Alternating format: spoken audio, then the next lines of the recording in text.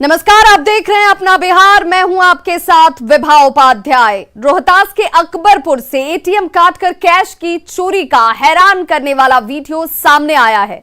चोर एटीएम काटकर 24,59,000 रुपए कैश लेकर फरार हो जाते हैं। और देखिए, सीसीटीवी कैमरे में कैद ये तस्वीरें इस वक्त आप अपने टीवी स्क्रीन पर देख पा रहे होंगे, जहां पर दो शख्स आपको एटीएम के अंदर प्रवेश करते हुए दिखते हैं और इनके हाथ में स्प्रे की एक बोतल, जिसका छिड़काव ये आसपास करते हैं।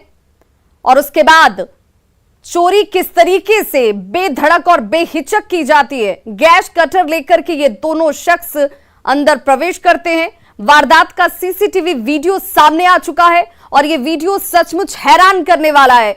तस्वीरों में साफ तौर पर दिख रहा है कि रात के वक्त ये दो चोर पहले एटीएम में घुसते हैं, मुआयना करते हैं, एक स्प्रे बॉटल का इस्तेमाल किया जाता है। एटीएम में घुसने के बाद चारों तरफ इस स्प्रे को फैलाया जाता और फिर बाहर जाकर गैस कटर लेकर एक बार फिर से ये चोर अंदर घुसते हैं। दोनों के अंदर आने के बाद तीसरा शख्स भी आपको नजर आ रहा होगा, जिसने बाहर से शटर को बंद कर दिया ताकि किसी की निगाह इनके ऊपर न जाए। और फिर बड़े आराम से चोरों ने गैस कटर से एटीएम मशीन को काटना धीरे धीरे शुरू कर दिया। 24,59,000 रुपए कैश लेकर ये चोर यहां से फरार हुए। और देखिए कैसे गैस कटर का इस्तेमाल इनकी तरफ से किया जा रहा है। एटीएम के अंदर प्रवेश करने के बाद बड़े इत्मीनान से देखिए कैसे गैस कटर से इस एटीएम मशीन को काट दिया जाता है और किसी को इसकी कानो कान भनक नहीं पड़ती है। लेकिन जिस वक्त ये सब कुछ अंजाम दिया जा रहा था, मशीन काटने की वजह से एसबीआई के मुंबई ऑफिस में अलर्ट का सायरन जरूर बजा, जिसके बाद रोहतास पुलिस से संपर्क करने की अधिकारी कोशिश करते रहे मुंबई से, मगर संपर्क नहीं हो पाया और चोर आराम से वारदात को अंजाम देकर निकल गए। ये तस्वीर उस दौरान की और 10 मिनट के अंदर चोरी की इस बड़ी वारदात को चोरों ने अंजाम दिया। एटीएम काटकर 24,59,000 रुपए लेकर ये चोर फरार हो गए। और देखिए कैसे गैस कटर से एटीएम को काटने के बाद अब पैसे को निकाल लिया जाता है। और 10 मिनट से भी कम वक्त में, तकरीबन 6 मिनट का वक्त बताया जा रहा है, रात को एटीएम में ये चोर प्रवेश किए। लेकिन पुलिस नींद में, सिर्फ नींद में नहीं, गहरी नींद में सो रही थी, क्योंकि किसी को कानो कान इसकी खबर नहीं लगती है, भनक नहीं लगती है, जबकि गैस कटर का इस्तेमाल किया जा रहा था। और उसके बाद सिर्फ 6 मिनट के अंदर 24,59,000 रुपए पर इन चोरों ने हाथ साफ कर लिए। एसबीआई के मुंबई ऑफिस में अलर्ट सायरन के बजने के बावजूद इस चोरी को रोका नहीं जा सका, क्योंकि थाने, जो कि महज 70 गज की दूरी पर ही बताया जा रहा है कि वो थाने की मौजूदगी है। जिन अधिकारियों को फोन कॉल को रिसीव करना चाहिए था, वो अधिकारी गहरी नींद में सो रहे थे। ये रात में हम लोग को पता चला कि सर्विलांस के थ्रू जो कैमरा लगा हुआ है, कुछ चोर ने अटेम्प्ट किया है, यहाँ पे चोरी का प्रयास कर रहा है। इसी समय हम लोग ने थाना को कांटेक्ट करने की कोशिश किया। फिर वहाँ से लोग आए, तब तक यहाँ पे गैस कटर से काट कर एटीएम को, उसके जो बॉक्स होते हैं वो बॉक्स को लेकर चला गया। ये 10 मिनट में कंप्लीट कर लिया गया इस एक्टिविटी को। इसमें टोटल 24,59,000 रुपये की चोरी हुई है। हमने पुलिस को सूचना दे दी है, एफआईआर का प्रोसेस में हम लोग हैं। सीसीटीवी फुटेज आया हुआ है, उसमें 4 लोग दिख रहे हैं, सभी का मुंह ढका हुआ है। और ऐसे में अब सवाल है कि एटीएम की सुरक्षा आखिर क्यों नहीं थी, क्योंकि ये सवाल इसलिए जरूरी है क्योंकि वारदात को चोरों ने बड़े आराम से अंजाम दिया और सवाल पीछे छोड़ गए कि एटीएम की सुरक्षा क्यों नहीं थी। चोरी के वक्त पुलिस आखिर कहां थी?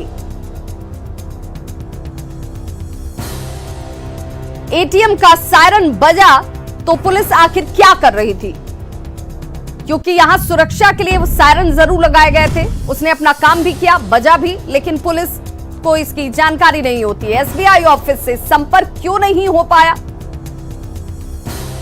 क्या रोहतास पुलिस अलर्ट मोड में नहीं रहती है? ये एक बड़ा सवाल इस घटना के बाद खड़ा हो गया। 24 लाख की चोरी के मामले में आखिर अब तक कोई सफलता क्यों नहीं हाथ लगी पुलिस के? ये बड़े सवाल, लेकिन इन सवालों का जवाब देने के लिए कोई अधिकारी सामने नहीं आ रहा। बेगूसराय में जमीन विवाद में दबंगों ने क्रूरता की सारी हदें पार कर दी। एक युवक को घर से उठाकर ले गए और खंभे से बांध दिया गया। फिर उल्टा लटकाकर इस शख्स की जमकर पिटाई की गई। वहीं दूसरे भाई पर तलवार से हमला किया गया।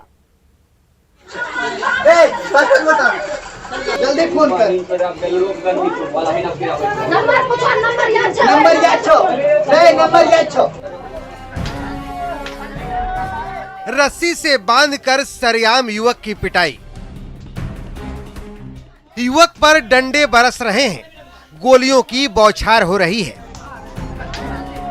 फर्श पर लेटा युवक दर्द से चिल्ला रहा है, लेकिन यहाँ मौजूद लोगों की आंखों में जैसे खून उतर आया है। ये मार रहे हैं और लगातार मारते चले जा रहे हैं। यहाँ मौजूद कोई भी इस युवक को बचाने की जुर्रत नहीं कर रहा है। सभी लोग तमाशबीर बने हुए हैं। आखिर कौन हैं ये लोग? इसे क्यों मार रहे हैं? इस युवक का कसूर क्या है? तो सुनिए मार खा रहे इस युवक के भाई की जुबानी पूरा सच, जो खुद तलवार की वार से खून से लथपथ अस्पताल में डर के साए में इलाज करवा रहा है। 10 दिन से चल रहा है। हम आवेदन थाना में दिए हुए थे और वो लोग का नाम है प्रदीप महतो, लेकिन सिंह लिखाते हैं, कोयरी है कुशवाहा, और राम लगन महतो, और राम लगन का लड़का मिलन, और राम उचित महतो, उसका बेटा है विकास कुमार, उसकी माँ है शोभा देवी, और प्रदीप महतो। मुख्य विवाह सभी भाई हैं, सभी भाई मिल के मारा है, सभी में एकजुट होकर तलवार लेके आया है, काटने लगा, हमको काट दिया, हम भाजन बचा के भागे। हमें देख लीजिए वीडियो में, मेरे भाई को घसीटते हुए ले गया है अपने घर में, रस्सी से बांध के छत में लटका के मार रहा है। आप समझ गए होंगे कि पूरा मामला जमीन से जुड़ा है। 5 धूर जमीन की जंग तलवार तक पहुंच गई। पीड़ित रामप्रीत की माने तो दबंगों ने 1 कट्ठा जमीन में इनकी 5 धूर जमीन हड़प ली। कई बार पंचायत लगाने के बाद भी जमीन वापस नहीं दी। हैरानी की बात यह है कि पुलिस से शिकायत करने के बावजूद भी पुलिस सोई रही। उससे पहले भी हम आवेदन दिए हुए थे थाना में, उससे पहले भी हम आवेदन थाना में दिए हुए थे, जमीनी विवाद लेके घर बना रहा था। थाना वाला एक बार आए थे, वो आके बोले बनाना नहीं है, जब तक नहीं तो होता है तब तक नहीं बनाना है। फिर भी नहीं माना, वो बनाते रह गया। कि गई थाना में कहने के लिए, रिपोर्ट ले गई तो बोला भाई कागज़ तुम्हारा ठीक से लिखा हुआ नहीं है, दूसरा कागज़ लेकर आओ। वो आया थाना वाला और यहाँ कह के मना करके चला गया। सवाल है कि शिकायत के बाद भी पुलिस ने एक्शन क्यों नहीं लिया? पुलिस ने इन्हें पिटने के लिए क्यों छोड़ दिया? पुलिस ने इस मामले में अब तक कार्रवाई क्यों नहीं की? बेगूसराय से न्यूज़ 18 के लिए संतोष कुमार की रिपोर्ट। और अब बात उस गांव की जहां हर तरफ हरियाली ही हरियाली है, हर तरफ खुशहाली है, लेकिन उस गांव में ना कोई बेटी ब्याहता है और ना ही उस गांव से कोई रिश्ता जोड़ना चाहता है। देखिए सुखसेना की दुख भरी कहानी। अररिया से करीब 80 किलोमीटर दूर बसा है ये सुखसेना गांव। नाम में सुख शामिल है, लेकिन गांव वालों की जिंदगी में दुख ही दुख है। इसकी वजह है 100 मीटर की दूरी पर 3 बड़े बूचड़खाने। मीट की फैक्ट्री की दुर्गंध से गांव में लोगों का जीना दूभर हो चुका है। इतना ही नहीं, गांव का पानी भी पीने लायक नहीं बचा है, जिसकी वजह से ना तो इस गांव में कोई बेटी ब्याहना चाहता है और ना ही कोई इस गांव से रिश्ता जोड़ना चाहता है। उस मांस फैक्ट्री से जो लगातार दुर्गंध शाम में होता है, तो यहाँ के लोग शाम में खा भी नहीं सकते हैं ठीक से। और यही वजह है कि इस गांव में जब भी कोई गेस्ट कुटुंब अपने लड़के और लड़कियों का रिश्ता लेकर आता है और फिर यहाँ से जो जाता है वो तो फिर लौट कर नहीं आता है। बताइए कि क्या ये कहानी है? रिश्ता टूट जाता है, नहीं आता है, कर कुटुंब शादी ब्याह नहीं होता है यहाँ पर। बोलता है कि बहुत गंदगी है, पानी पीने के लायक नहीं है, बहुत जगह से आता है, कम से कम 5 बेर 6 बेर जो है घूर के चले गए आदमी, शादी ब्याह नहीं होता है यहाँ। अब सवाल है कि क्या इसी तरह दुख में कट जाएगी सुखसेना के लोगों की जिंदगी? आखिर कब तक मीट फैक्ट्री से दूषित होता रहेगा गांव का हवा पानी? और सबसे बड़ा सवाल ये है कि आखिर कब रुकेगी मीट फैक्ट्री मालिकों की मनमानी? न्यूज़ 18 के लिए अररिया से सतीश कुमार की रिपोर्ट। दिल्ली के जहांगीरपुरी में चले बुलडोजर की आंच बिहार तक पहुंच गई है। बुलडोजर पर सियासी वार और पलटवार शुरू हो गया है। तेजस्वी यादव और तेज प्रताप यादव ने बीजेपी पर हमला बोला तो बीजेपी ने भी पलटवार किया है। ये तस्वीर तो आपको याद ही होगी। तारीख थी 16 अप्रैल, दिन शनिवार, जगह दिल्ली की जहांगीरपुरी। इस इलाके में हनुमान जयंती के मौके पर निकली शोभा यात्रा पर पथराव हुआ था। हिंसक झड़प हुई थी जिसमें 8 पुलिसकर्मी सहित 9 लोग जख्मी हो गए थे।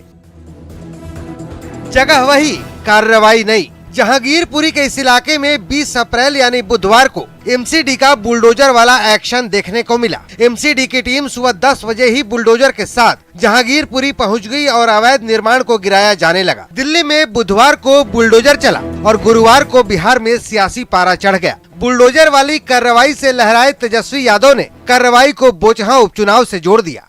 जहां बाई इलेक्शन में करारी हार बीजेपी के अनेक राज्यों में होती है, उसके बाद जो है इस तरह की घटना को अंजाम दिया जाता है। तेजस्वी तक तो फिर भी ठीक था, लेकिन बुलडोजर वाली कार्रवाई से तेज प्रताप यादव को इतनी मिर्ची लग गई कि उन्होंने पीएम के खिलाफ ट्विटर पर अपशब्द लिख दिया। आप खुद देख लीजिए।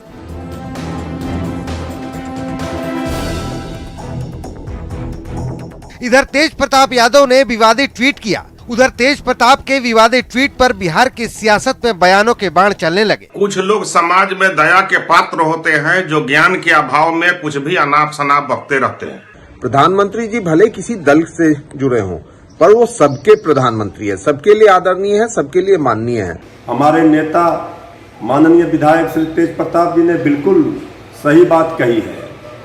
अभी तो माननीय न्यायालय ने भी इस पर रोक लगाई थी। हाल के दिनों में जिस ढंग से दिल्ली, यूपी, एमपी और बिहार में बुलडोजर चले हैं, उससे विपक्ष का बौखलाना लाजमी है। पर सवाल है कि बौखलाहट में शब्दों की मर्यादा लांघ देंगे। Bureau report, news 18 network. केंद्रीय मंत्री गिरिराज सिंह ने कहा है कि देश में सनातन सामाजिक समरसता को बिगाड़ने की कोशिश की जा रही है और ऐसे माहौल में एनआरसी कानून को लाना जरूरी है। इस पर सड़क से लेकर संसद तक बहस होनी चाहिए। जो माहौल क्रिएट किया है दिल्ली के जहांगीरपुर के इशू को लेकर के, क्या ये सच नहीं है कि ये वही लोग हैं जो कभी सीएए के नाम पर देश में एक विरोध का झंडा उठाने का काम किया, उसके पहले राम जन्मभूमि के नाम पर। सबसे बड़ी जरूरी चीज है कि आज देश के अंदर एनआरसी कानून लानी चाहिए और एनआरसी कानून ला करके पूरे दुनिया में हर देश का अपना एक पहचान पत्र है, भारत में भी होनी चाहिए। दरभंगा के कुशेश्वर स्थान के नारायणपुर गांव में गैस रिसाव की वजह से सिलेंडर ब्लास्ट हो गया, जिसमें झुलसने से 2 बच्चों की मौत हो गई, जबकि बच्चों की मां के साथ एक और बच्चा गंभीर रूप से झुलस गया। फिलहाल इन सभी का इलाज अस्पताल में जारी है। दरभंगा के कुशेश्वर स्थान में एक भीषण हादसा हुआ है। कुशेश्वर स्थान के नारायणपुर गांव में गैस सिलेंडर ब्लास्ट होने से 2 बच्चियों की मौत हो गई है। सिलेंडर ब्लास्ट होने के बाद घर में आग लग गई। इस आग की चपेट में आने से 2 बच्चियां जिंदा जल गई। सिलेंडर ब्लास्ट होने की वजह से घर की महिला और उनके 3 बच्चे इसके शिकार बन गए, जिसमें 2 बच्चियों की मौके पर ही मौत हो गई, जबकि महिला और उनके 1 बच्चे की हालत गंभीर बनी हुई है। गांव में 2 बच्चों की मौत से मातम पसरा हुआ है। वहीं सिलेंडर ब्लास्ट होने के बाद घर में लगी आग ने रौद्र रूप धारण कर लिया और देखते ही देखते इस आग ने आसपास के कई घरों को भी अपनी चपेट में ले लिया। काफी मशक्कत के बाद गांव में लगी इस आग पर काबू पाया गया। भीषण इस आगलगी में संपत्ति के नुकसान के साथ साथ जान माल की भी बहुत बड़ी क्षति हुई है। सीएम नीतीश कुमार ने कहा कि काम करने वाले अधिकारियों को सम्मान मिलता है। साथ ही सीएम ने यह भी कहा कि अपनी इच्छा से अधिकारी बने हैं तो पूरा काम करना होगा। दरअसल सिविल सर्विस डे पर पटना के अधिवेशन भवन में कार्यक्रम हो रहा था, जिसमें बेहतर काम करने वाले अधिकारियों को सम्मानित किया गया। सीएम ने कहा कि बिहार में कई योजनाओं की शुरुआत की गई है और इन योजनाओं का क्रियान्वयन कराना अधिकारियों की जिम्मेदारी है। लोग राजनीति अपनी इच्छा से कर रहे हैं तो काम करना पड़ता है। उसी तरह से आप अपनी इच्छा से अधिकारी बने हैं तो ये नहीं सोचना पड़ेगा कि हमको ज्यादा काम करना पड़ता है, काम तो करना ही पड़ेगा। आप अपनी इच्छा से ना अफसर बने हैं।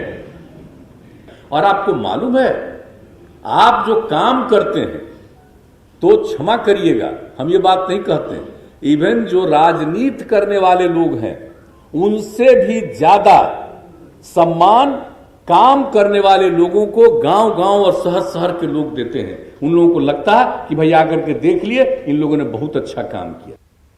वहीं सीएम ने अधिकारियों को काम की निगरानी करनी चाहिए, ये जानकारी भी दी। मुख्यमंत्री ने अधिकारियों को कहा कि वे उस जगह पर जाएं जहां काम हो रहा है और काम पर अपनी पूरी नजर रखें। कार्यक्रम में मौजूद अधिकारियों से सीएम ने साफ पूछा कि वे लोग सिर्फ सुनेंगे या जाकर देखेंगे भी कि आखिर काम क्या हो रहा है। जितने भी हर जिले में डीआरसीसी है, उस डीआरसीसी में डीएम साहब लोग भी जाइएगा ना, अरे बोलिए ना जरा सा, कि खाली सुनिएगा मेरा बात। आप लोग खाली सब डीएम आए हुए हैं, जरा एक बार जरा डीएम लोग जाइएगा कि नहीं डीआरसीसी में, जरा हाथ उठा के बताइए, जाइएगा है? तो सिविल सर्विस डे के मौके पर अलग अलग क्षेत्र में बेहतर काम करने वाले सिविल सेवा के अधिकारियों को प्रधानमंत्री ने सम्मानित किया। दिल्ली के विज्ञान भवन में हुए कार्यक्रम में प्रधानमंत्री ने अधिकारियों को अवार्ड दिए। बिहार के 3 अधिकारियों को सम्मानित किया गया है। ये अधिकारी हैं बिहार स्कूल एग्जामिनेशन बोर्ड के अध्यक्ष आनंद किशोर, पश्चिम चंपारण के डीएम कुंदन कुमार और दरभंगा के डीएम राजीव रोशन। इसी कैटेगरी में विजेता रहा सिद्धार्थ पर आए हैं श्री ब्रांडिंग है, जो मार्केटिंग है, इसके लिए स्ट्रेटेजी बनाने का कार्य किया जाएगा और मखाना प्रत्येक भारतवर्ष के नागरिक के सभी की थाली में हो और रेडी टू ईट कैटेगरीज में इसकी विशेष पहचान बने, इसके लिए सरकार स्तर से, जिला प्रशासन के स्तर से प्रयास किए जाएंगे। माननीय मुख्यमंत्री जी का ये विजन है कि हर जिले में इस तरह के यूनिट्स हो। माननीय मुख्यमंत्री जी 31 दिसंबर 2020 को स्टार्टअप जोन चनपटिया देखने आए और उन्होंने काफी सभी को मोटिवेट भी किया और उसमें सभी तरह के हेल्प के लिए भी सबको बताया। और दूसरी चीज की लगातार वो फिर जिला औद्योगिक नव प्रवर्तन योजना के कारण अन्य जिलों में भी बहुत तेजी से ये बढ़ रहा है। देखिए, बिहार विद्यालय परीक्षा समिति की परीक्षा व्यवस्था में जो पूरा सुधार हुआ है, माननीय मुख्यमंत्री महोदय द्वारा बिहार के परीक्षा व्यवस्था में व्यापक सुधार करने का निर्देश दिया गया था और पूरे प्रोसेसेस को इस प्रकार से बनाने का निर्देश दिया गया था जो न सिर्फ स्टूडेंट फ्रेंडली हो बल्कि इस प्रकार की व्यवस्था हो जो पूरी तरह पारदर्शी, कड़ाई के साथ और उच्च गुणवत्ता पर आधारित हो।